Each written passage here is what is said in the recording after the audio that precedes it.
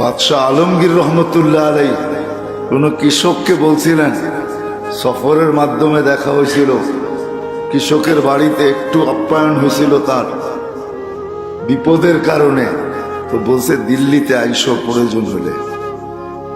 তো আইসা দেখে জিজ্ঞাসা করছে বাদশাহ আলমগীর কোথায়? কয় জামে মসজিদের ভিতরে। তো যায় দেখে সেজদায় পড়ে আল্লাহর কাছে কাঁদতেছে আর চাইতেছে।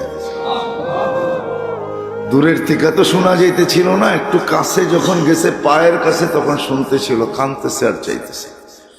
একটা মানুষ আসছে আবার চলে যায়, বাদশাহ সেজদের থেকে উঠে ডাকছে, আয় কেন আসছিলে?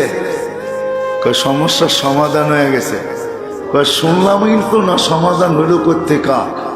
কয় যখন দেখলাম আপনার মতো বাদশাহী আরেকজনের কাছে চোখের পানি জড়ায়া চাইতেছেন, তো আপনার মতো ভিক্ষুকের কাছে কি চাবো? আমিও তো ওনার কাছে চাবো, আমি ডাইরেক্ট ওনার কাছে চাবো।